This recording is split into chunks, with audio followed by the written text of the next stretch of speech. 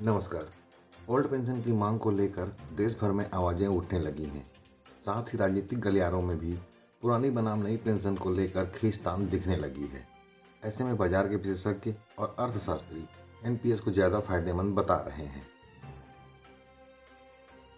वहीं कर्मचारी पुरानी पेंशन को ही कर्मचारियों के हित में बताते हुए ओपीएस की लड़ाई लड़ रहे हैं।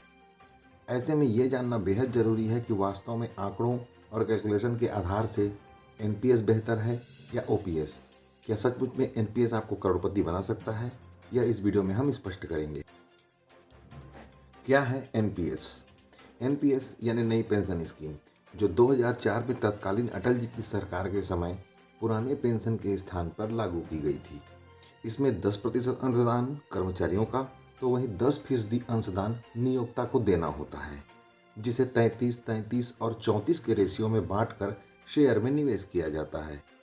कर्मचारी के सेवानिवृत्त होने पर उसे कुल जमा रकम और उसमें प्राप्त रिटर्न के बेसिस पर एक मुश्त राशि और पेंशन प्राप्त होती है। ओपीएस बनाम एनपीएस। अगर कर्मचारियों की बात की जाए तो रिस्क रहित और गारंटीड पेंशन यानी ओल्ड पेंशन स्कीम के पक्षधर ही आपको कर्मचारी ज़्यादा मिलेंगे। अंतिम सैलरी के 50% पेंशन की गारंटी ओपीएस स्कीम का सबसे आकर्षक पहलू है। वही एनपीएस में पेंशन राशि की कोई गारंटी नहीं है कि वह अंतिम सैलरी के कितने प्रतिशत बन पाएगी, क्योंकि एनपीएस में कर्मचारी के निवेश और उस पर मिले रिटर्न के आधार पर ही पेंशन की राशि तय होगी। ऐसे में अगर कर्मचारी कम तनख्वाह वाला है और उसकी सेवा अवधि भी छोटी है तो उसे एनपीएस से मिलने वाली पेंशन नाम मात्र की ही होगी। अब यहाँ पर समझने वाली बात यह है कि यदि कर्मचारी मोटी तनख्वाह वाला है और उसकी सेवा अवधि 25 वर्ष या उससे अधिक है तो निश्चित तौर पर उसे एनपीएस में अच्छा लाभ होगा और एनपीएस का निवेश उसे करोड़पति बना देगा। हालांकि यहाँ बाजार का रिस्क है और कंपाउंडिंग के आधार पर हुए निवेश का बाजार के उतार चढ़ाव पर खासा फर्क नहीं पड़ेगा। एनपीएस का गणित।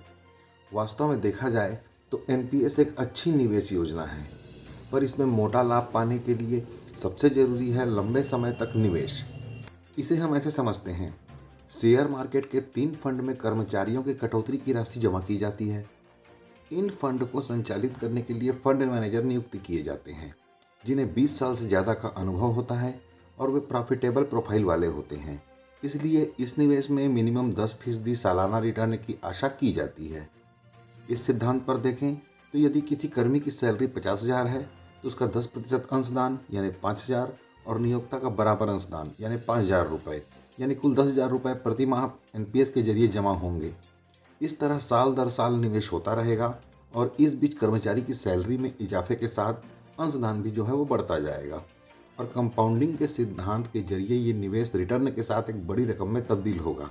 कैसे? आइए मैं आपको स्क्रीन पर दिखाता हूँ।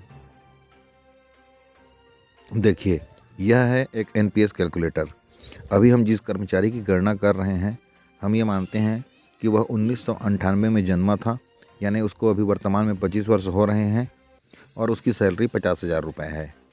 50,000 सैलरी के हिसाब से 5,000 रुपये उसकी कुल सैलरी में का 10% और नियोक्ता का अंशदान 10%, यानी कुल 10,000 रुपये हर महीने जमा होते हैं। व्यक्ति 60 वर्ष तक नौकरी करेगा, अपनी 60 वर्ष की उम्र तक नौकरी करेगा। इस हिसाब से जो जमा राशि होती है वह 35 वर्ष तक जमा होगी और इसमें हम 10% का रिटर्न भी मानते हैं। इस हिसाब से अगर 10,000 रुपये 35 वर्ष तक हर महीने जमा होते रहें एनपीएस में, तो देखते हैं यहाँ टोटल निवेश होता है 42 लाख रुपए का और जो राशि है वो बनकर हो जाती है 3,42,82,768 रुपये, यानी कि एनपीएस में 42 लाख रुपए का कुल इन्वेस्ट बन जाता है 3,82,00,000 रुपए से भी ज़्यादा। निश्चित तौर पर एनपीएस करोड़पति भी बना सकता है, पर इसके लिए लंबे समय तक निवेश और ज़्यादा निवेश की ज़रूरत होती है। कर्मचारियों और शिक्षकों से जुड़ी ऐसी जानकारी के लिए हमारे चैनल को सब्सक्राइब करें और अपने सवाल कमेंट बॉक्स में पूछें। धन्यवाद।